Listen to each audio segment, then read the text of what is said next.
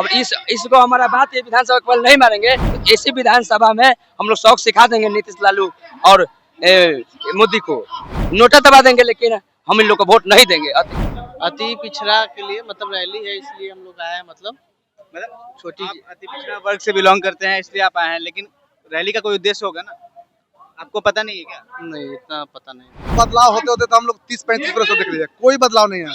हम समझे कि नदिया में नाव पे चढ़ाकर झिझरी खिलाता है, कभी आरजेडी कभी बीजेपी, कभी आरजेडी के दो कभी बीजेपी के दो। हम लोग को कहीं से कोई रास्ता नहीं निकला। वो अपना बेटा बेटी खानदान को देखता है।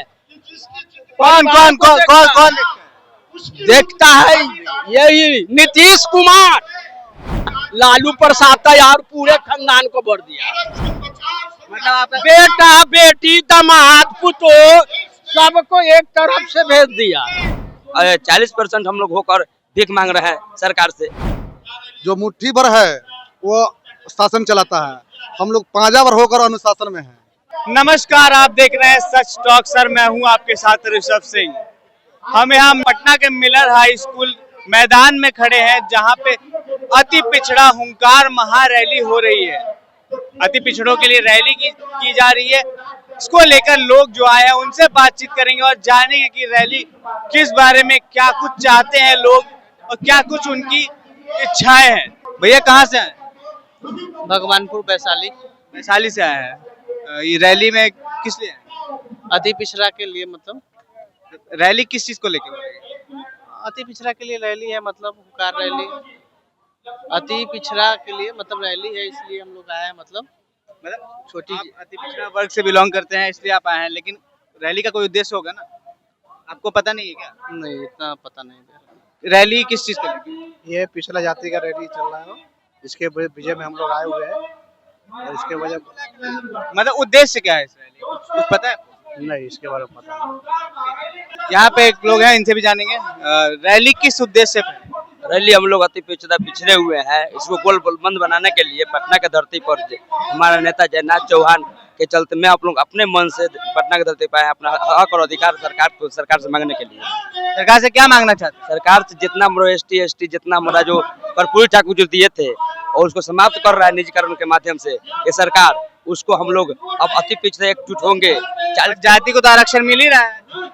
नहीं, कहाँ मिल रहा है, उसको समाप्त कर रहा है धीरे धीरे। कहाँ मिल रहा है? चिराग पासवान देख लीजिए, चित्रा माझी को देख लीजिए, ये लोग छोटा मोटा हमसे होकर और उन लोगों को ST में लागू किया गया है। हम लोग तो वो लोग तो नेता है, लेकिन नॉर्मल जो पर्सन है, इंसान है, उनको तो आरक्षण मिल रहा है। हर पढ़ाई के स्तर पे देखा जाए, चाहे और भी नौकरी के स्तर पे देखा जाए, हर जगह आरक्षण तो है ही। नहीं, कहाँ मिल रहा है हमको। हम लोग अगर 40% हम लोग होकर भीख मांग रहे हैं सरकार से, फिर भी उसको केंद्र में और राज्य में बैठकर केंद्र सरकार और बिहार सरकार हम लोग को हक्केमारी कर रहा है, जिसके कारण हम लोग गोलबंद होकर अब हमारे नेता जयनाथ चौहान को हम लोग संघर्ष और पूरा 400 कास्ट अति पिछड़ा जो है 40% हम लोग एक साथ चल के अपना नेता खड़ा करेंगे, अपना 100 को विधायक सांसद बनाएंगे। तो ये रैली इस उद्देश्य से भी हो रही है क्या कि विधानसभा चुनाव में कोई नेता खड़ा होंगे? अगर हमारा ये अधिकार विधानसभा का पहले नहीं देगा तो हम MP विधानसभा में हमारा अति पिछड़ा का बेटा खड़ा होगा, निर्दलीय हो चाहे टिकट से हो, उन्हीं को वोट देंगे। कौन खड़ा होंगे?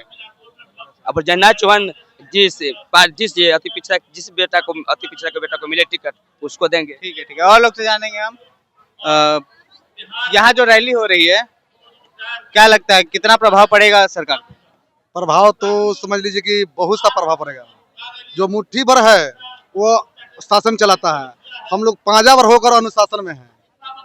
अनुशासन में है, कुछ नहीं है, ना रोजी है, ना रोजगार है, ना कुछ, कोई सा व्यवस्था बिहार में हम लोग का कुछ नहीं मिल रहा। अभी सरकार तो कह रही है कि नौकरी दे रही है, वो हर अभी किसको दे रहे हैं? जो इनका घर परिवार का जो उसमें जुड़े हुए हैं उन्हीं को है। हम लोग का कहीं से कोई हमको कुछ नहीं लाभ मिल रहा है। मिलता है, ठीक है, राशन मिलता है, केवल राशन एक आदमी पे महीना में 4 किलो। अच्छा, सरकार राशन देने में कोई भेदभाव कर रही है? भेदभाव तो खैर राशन में तो भेदभाव नहीं है, भेदभाव तो मिल ही रहा है। तो हर जगह तो आरक्षण मिल ही रहा है, ऐसा तो नहीं कि कहाँ आरक्षण नहीं है, ये बताइए। हर जगह आपको बताते हैं, पॉलिटिक्स में आरक्षण है, पढ़ाई के स्तर पे आरक्षण है, नौकरी के स्तर पे आरक्षण है, कहीं भी जाइए हर जगह आरक्षण तो मिल ही रहा है। अब तो वही चीज तो खत्म कर रहे हैं जी। कहाँ खत्म कर रहा है? खत्म रहा है। कहाँ मिल रहा है? कहाँ मिल रहा है? जो चीज देखिए, कितना पढ़े हैं? इंटर किए हुए किए हुए हैं। कोई एग्जाम का फॉर्म भरे हैं? हाँ, एग्जाम का फॉर्म भरे, पढ़ने वाले भी भरे, अब तो भरे हैं, कोई कंपटीशन का तो नहीं भरे, लेकिन अभी तक जो हमारा नौकरी है ये अनुकंपा का, वो 5 साल से हमको नहीं मिला है, जो सरकार जो आरक्षण हम लोग को दी है हर जगह। अच्छा युवा है, युवा लोग से बात करेंगे हम। अभी क्या पढ़ रहे हैं? वो अभी इंटर पढ़ रहे हैं। क्या सोचे करने का? आगे कुछ करेंगे, अभी पढ़ाई चालू है। आप युवा है, आपको तो पता होगा कि चाहे किसी भी कॉलेज में जाए, चाहे कहीं भी परीक्षा का ये फॉर्म भरे, उसमें आरक्षण है, हर जगह आरक्षण है, और पिछड़े जातियों को भी आरक्षण मिलता है, और जो SC ST है सबको आरक्षण है। तो अब दिक्कत कहाँ आ रही है? दिक्कत हो पढ़ाई लिखाई में सही है, बाकी हो थोड़ा बहुत दिक्कत आ रहा है, जानकारी नहीं है, उतना जानकारी नहीं है। और अंकल आप बताइए। हम क्या बताएं? तो यहाँ रैली में है तो बताइए नहीं। क्या हम लोग का आरक्षण चाहिए, गरीब आदमी हैं और हमको बाल बच्चा किस चीज में आरक्षण चाहिए? हाँ? स्कूल में चाहिए, स्कूल में चाहिए, बच्चा को पढ़ाने के लिए। स्कूल तो सरकार फ्री में पढ़ाती है। कौन स्कूल में फ्री पढ़ाता है? उधर ट्यूशन कराएगा तो 5,000, 2,000, 3,000 रुपया, और स्कूल में जाके मास्टर टांग पसार के बैठेगा। स्कूल में पैसा लगता है एडमिशन का। तो सरकारी स्कूल में कहाँ पैसा लगता है? मंगनी पढ़ाई हो जाता है। तो सरकारी स्कूल में तो पढ़ाई पैसा नहीं लगता है। अब प्राइवेट में हरिजन का आरक्षण कहाँ है? सबको तो पैसा देके तो हरिजन एक मिनट दीजिए स्कूल में। तो प्राइवेट में तो सरकार का प्राइवेट में ही दीजिए। तो प्राइवेट में तो सरकार का कोई हाथ ही नहीं होता है, वो तो प्राइवेट हो गया, तो निजी हो गया। निजी हो गया, फिर भी सरकार मान्यता देता है तभी न जाता है, नहीं तो प्राइवेट स्कूल खोल सकता है। सरकार का हाथ वहीं तक होता है जहाँ तक सरकार खुद का बनाया हो। आरक्षण है, दीजिए। सरकारी कॉलेजेस में आरक्षण है, ये तो मालूम होगा। अरे आरक्षण प्राइवेट में भी है। प्राइवेट में कहाँ आरक्षण? है। किस स्कूल के कोई एक स्कूल बता दीजिए प्राइवेट में हो। BD पब्लिक स्कूल, वहाँ आरक्षण है। स्कूल बिल्कुल बिल्कुल दे रहा है। 100 लड़का है तो 10 ठो, 15 ठो, 20 ठो हरिजन का आरक्षण है। तो आपका मांग है कि और भी जो पब्लिक स्कूल है उसमें भी आरक्षण मिले? आरक्षण मिले, नहीं तो सब पब्लिक चूस के ले जाएगा वो स्कूल खोल करके, तो गरीब को बच्चा पढ़ेगा क्या, खाएगा क्या? सरकारी स्कूल में भी तो पढ़ाई होता है। सरकारी स्कूल में पढ़ाई नहीं होता? नहीं, आरक्षण में सरकारी में भी होता है। सरकारी में तो पढ़ाई, मतलब सरकारी में पढ़ाई होता है कि नहीं? खाली सरकारी स्कूल में पढ़ाई होता है कि नहीं? होता है। मास्टर साहब टांग पसार के बैठता है, पढ़ाता नहीं है। ट्यूशन जाएगा मास्टर साहब छुट्टी में पढ़ाने के लिए, तो पैसा कमाएगा, सरकार से मिलेगा। तो किसको तो फिर वोट आप किसको चाहते हैं कि वोट दे? कोई एक नेता होगा ना जो आपको सही, जो अच्छा चुनेंगे वही नेता होगा, जो गरीबों के बात समझे। इस बार मतलब बेड़ा गर्क हो जाएगा सरकार का, आप कहना चाहते हैं? गलत हो चाहे रहे, वो अपना बेटा बेटी खानदान को देखता है। कौन देखता है? यही नीतीश कुमार। तब और क्या? और कोई नेता? बाकी नेता ठीक है? नहीं सर, सब अपना अपना लालू प्रसाद यार पूरे खानदान को भर दिया।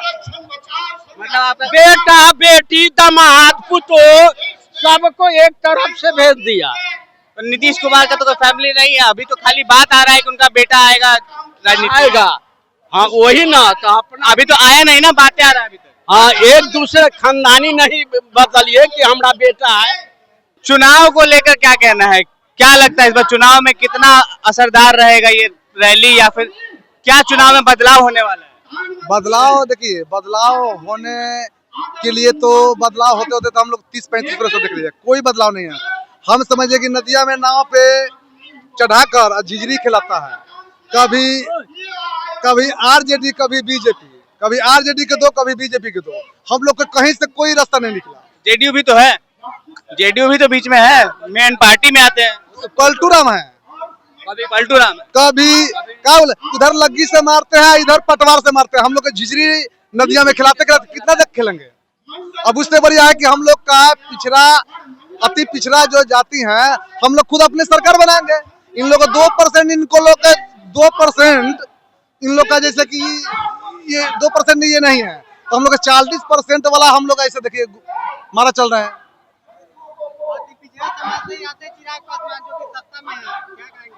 क्या कहेंगे? चिराग पासवान तो अति पिछड़ा समाज से ही आते हैं, वो भी कहाँ साथ दे रहे हैं, वो भी साथ नहीं वो भी कहाँ साथ दे रहे हैं। वो तो बहुत कुछ कर रहे हैं, कह रहे कि कर रहे हैं, वो भी कर रहे हैं अपना, जैसे कि जाति को कर रहे हैं। वो भी तो अति पिछड़ा जाति के लिए कर रहे होंगे। कहाँ कर रहे हैं, जो करते कभी हैं। इतना लड़ाई लड़ने के लिए हम लोग काहे के लिए बार बार हम लोग अति पिछड़ा हम लोग संगठन करते हैं। क्या क्या अपने अपने समाज से पूर्व डिप्टी सीएम रेणु देवी थी, हमने समाज के लिए कहाँ कुछ उत्थान किए थे। अपने समाज से भी अनिता देवी भी थी, आरजेडी के, वो भी मंत्री रह चुके हैं। कोई हम लोग का निष्कर्ष नहीं निकाल कर दे रहे हैं, तो हम लोग अपना ही मर्जी से काम करेंगे। आपका कहना है कि कोई भी जो पिछड़ा समाज का जो नेता है, जो नेता बन चुका है, वो आपके लिए कोई कुछ नहीं कर ऐसा चाहिए कि कर्पूरी ठाकुर जो नेता थे बिहार में, जो हम लोग आरक्षण दे गए हैं, वो आरक्षण मिल रहा है, ठीक है ना। अभी के डेट में ये निजीकरण के माध्यम से सरकार आरक्षण को समाप्त कर रहा है, जिसका लड़ाई चुनाव लड़ रहे हैं अति पिछड़ा गोलबंद बनाकर।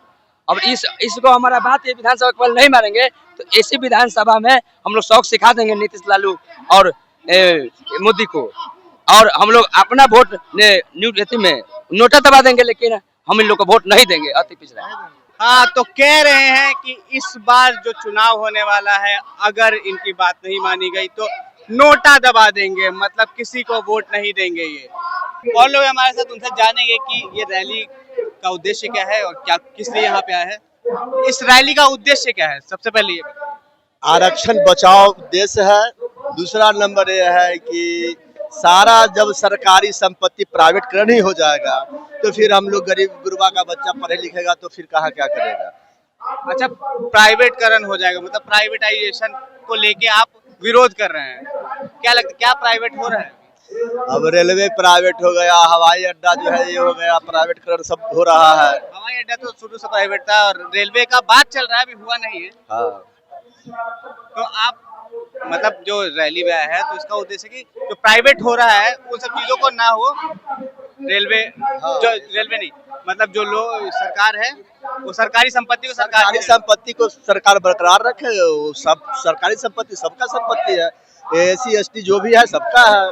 अच्छा, जो स्कूलों में चाहे सरकारी स्कूल से ऐसे ही लोग जो है वेतन पा रहे हैं मास्टर लोग, और प्राइवेट स्कूल में हम लोग बच्चा को पढ़ा नहीं पा रहे हैं। और सरकार जो है सो सरकारी स्कूल में मास्टर को ऐसे ही बैठा के वेतन दे रहा है। बताइए तो क्या को सरकारी स्कूल में जो है सो बच्चा पढ़ रहा है।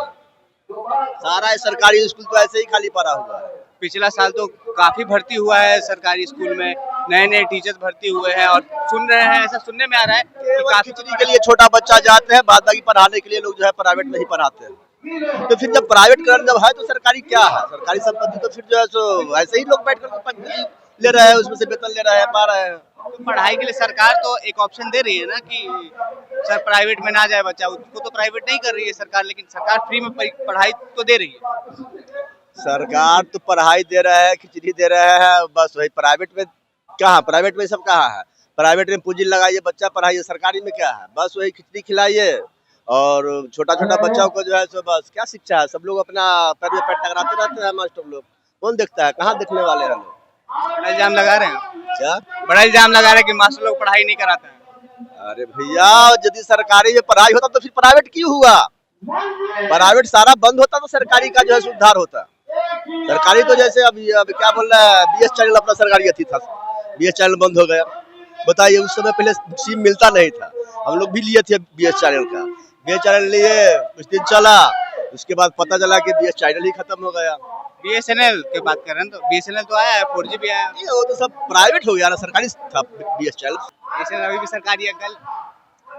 BS चैनल सरकारी है, हाँ वही बता रहे, BSNL अभी भी सरकारी है। हाँ हाँ, हम कहाँ बोल रहे हैं कि नहीं।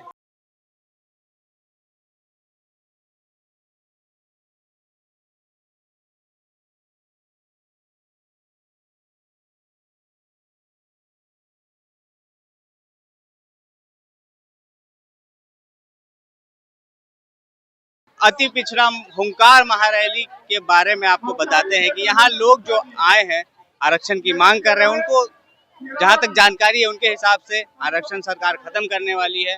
उस आरक्षण को बचाने के लिए और बढ़ाने के लिए लोग यहाँ पे साथ देने आए लोगों का।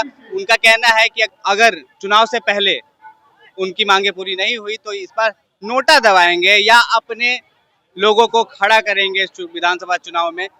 इस चीज को लेकर आप लोग क्या सोचते हैं कमेंट बॉक्स में जरूर बताएं और देखते रहे हमारे साथ सच टॉक।